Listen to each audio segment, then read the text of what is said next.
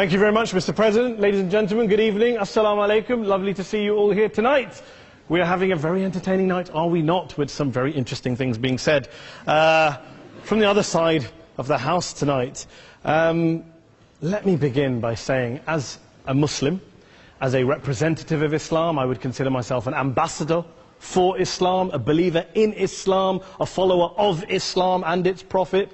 So, in that capacity, let me begin by apologizing to Anne-Marie for the Bali bombings. I apologize for the role of my religion and me and my people, for the killing of Theo van Gogh, for 7/7. Yes, that was all of us. That was Islam, that was Muslims, that was the Quran. I mean, astonishing claims to make in the very first speech tonight, on a day like today, where the Conservative Prime Minister of the United Kingdom is having to come out and point out that these kind of views are anathema. And I believe you're trying to stand for the Labour Party to become an MP in Brighton. If you do, and you make these comments, I'm guessing you'll have the whip withdrawn from you, but then again, UKIP's on the rise, they'll take you, the BNP, they might have something to say about your views. What Mehdi Hasan always does. By the way, just on a factual point, since we heard a lot about the second speaker, about how backward we Muslims all are, on a factual point, you said that Islam was born in Saudi Arabia. Islam was born in 610 AD. Saudi Arabia was born in 1932 AD. So you were only 1,322 years off. Not bad? Not bad start there. Talking of maths, by the way, a man named Al-Khwarizmi was one of the greatest mathematicians of all time, a Muslim, worked in the golden age of Islam. He's the guy who came up with not just algebra, but algorithms. Without algorithms, you wouldn't have laptops. Without laptops, Daniel Johnson tonight wouldn't have been able to print out his speech in which he came to berate us Muslims for holding back the advance and intellectual achievements of the West, which all happened without any contribution from anyone else other than the Judeo-Christian people of Europe. In fact, Daniel David Levering, the author of the Pulitzer Prize-winning historian and author of The Golden Crucible, points out that there would be no Renaissance, there would be no Reformation in Europe without the role played by Ibn Sina and Ibn Rushd and some of the great Muslim theologians, philosophers, scientists in bringing Greek texts to Europe. As for this being our university, I will leave that to the imagination as to who is our and who is there. I studied here too. An astonishing set of speeches so far making this case tonight. A mixture of just cherry-picked quotes, facts and figures, self-serving, selective, a farrago of distortions, misrepresentations, misinterpretations, misquotations. Daniel talked about my article in the New Statesman, which got me a lot of flack, where I talked about the anti-Semitism that is prevalent in some parts of the Muslim community, which indeed it is. Of course, I didn't say in that piece that it was caused by the religion of Islam. In fact, modern anti-Semitism in the Middle East was imported from, finish the sentence, Christian, Judeo-Christian Europe, where I believe some certainly bad things happened to the Jewish people. In fact, Tom Friedman, Jewish-American columnist in the New York Times, told me in this very chamber last week that he believed, had Muslims been running Europe in the 1940s, 6 million extra Jews would still be alive today. So I'm not going to take lessons in anti-Semitism from someone who's here to defend the Judeo-Christian values of a continent that murdered 6 million Jews. Moving swiftly on. Yes. Absolutely. Well, I'm about to make that point. No, I'm about to make that point. You're right. I agree with you. I agree with you 110%. That is my point. I don't think Europe is evil or bad. I'm a very proud European. I don't want to judge Europe on that basis, but if we're going to play this gutter game where we pull out the Bali bombing and we pull out examples of anti-Semitism in the Islamic community, then of course I'm going to come back and say, well, hold on. I mean, look, let's be very clear. Daniel here was a last-minute replacement for Douglas Murray, who had to pull out. And Douglas and I have a well-documented differences, but to be fair to Douglas, as to be fair to Anne-Marie and to Peter, atheists. Atheists see all religions as evil, violent, threatening. What the problem I have with Daniel's speech is that Daniel comes here to run this robust defense of Christianity, forgetting that his fellow Christians, people who said they were acting in the name of Jesus, gave us the Crusades, the Spanish Inquisition, the anti-Jewish pogroms, European colonialism in Africa and Asia, the Lord's Resistance Army in Uganda, not to mention countless arson and bomb attacks on abortion clinics in the United States of America to this very day. I would like a little bit of humility from Daniel first before he begins lecturing other communities and other faiths on violence, terror and intolerance. But, no thank you. Some water. But I would say this, to address the gentleman's very valid point here, I'm not going to play that game. I don't actually believe that Christianity is a religion of violence and hate because of what the LRA does in Uganda or what Crusaders did to Jews and Muslims in Jerusalem when they took back the city in the 12th or 13th or whatever century it was.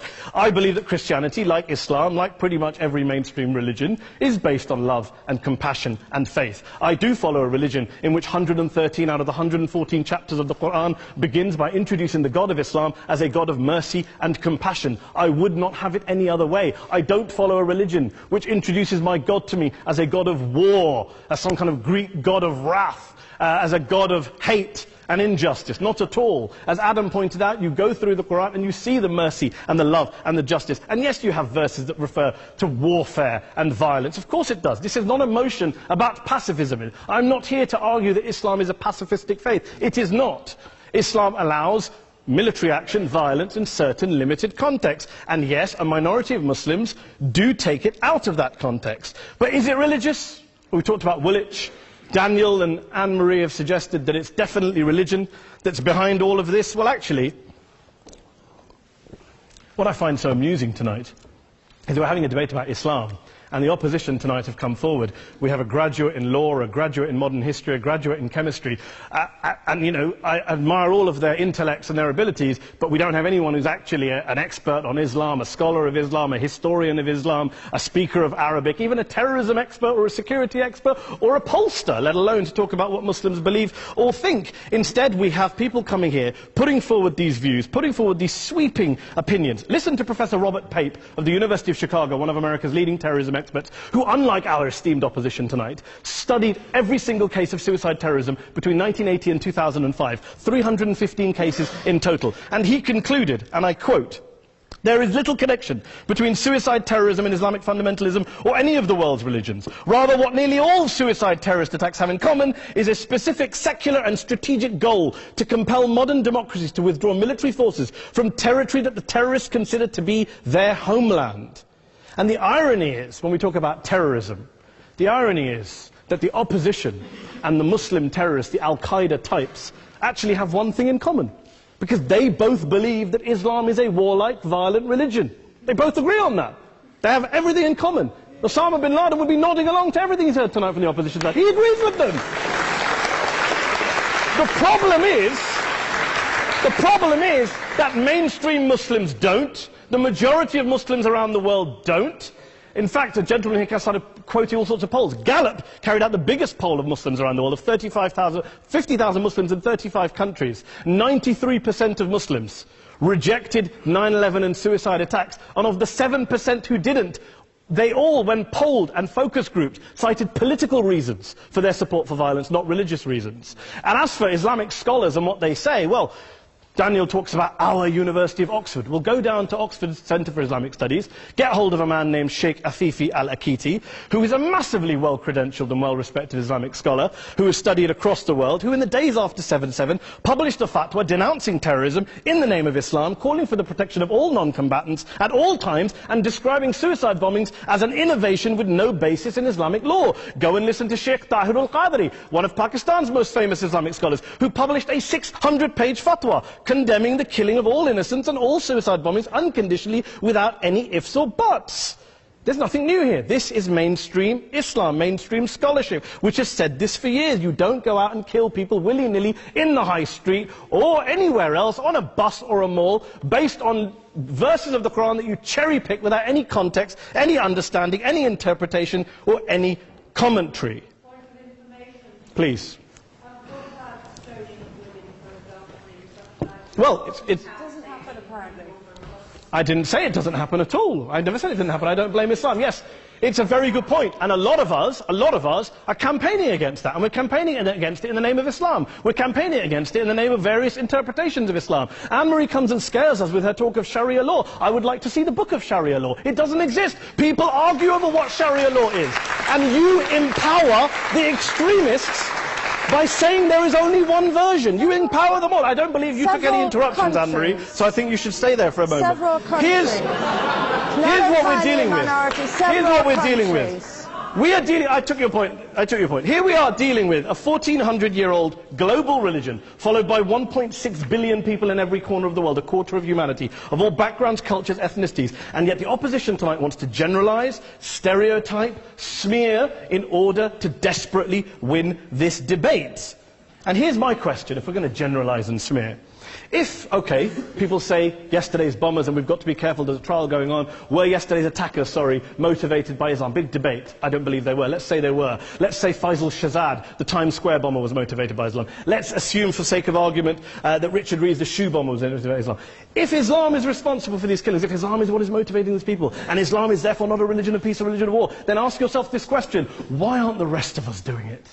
Why is it such a tiny minority of Muslims are interpreting their religion in the way that the opposition claim they are? Let's assume there are 16,000 suicide bombers in the world. There aren't. Let's assume there are for the sake of argument.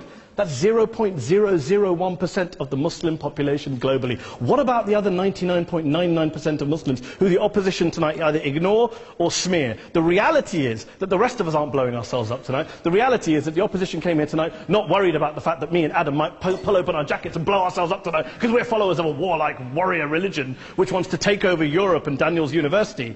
The issue is this. The issue is this. Unless the opposition can tell us tonight, and Peter Atkins is here, one of our great atheist intellectuals, can tell us tonight, can answer this question tonight: why don't the vast majority of Muslims around the world behave as violently and aggressively as a tiny minority of politically motivated extremists? Then they might as well give up and stop pretending they have anything relevant to say about Islam or Muslims as a whole. Ladies and gentlemen, let me just say this to you. Think about what the opposite of this motion is. If you vote no tonight, think about what you're saying the opposite of this motion is. That Islam isn't a religion of peace, it's a religion of war, of violence, of terror, of aggression. That the people who follow Islam, me, my wife, my retired parents, my 6-year-old child, that 1.8 million of your fellow British residents and citizens, that 1.6 billion people across the world, your fellow human beings, are all followers, promoters, believers in a religion of violence. Do you really think that? Do you really believe that to be the case? They say that in the Oxford Union, the most famous debate was in 1933, when Adolf Hitler looked out for the result of the King and Country motion, where they voted against fighting for King and Country, and Hitler was listening out for the result. Well, tonight, 80 years on, there are two groups of people around the world who I would argue are waiting for the result of tonight's vote. There are the millions of peaceful, non-violent, law-abiding Muslims, both in the UK, Europe, Asia, Africa and beyond, who see Islam as the source of their identity, as a source of spiritual fulfillment, of hope, of solace.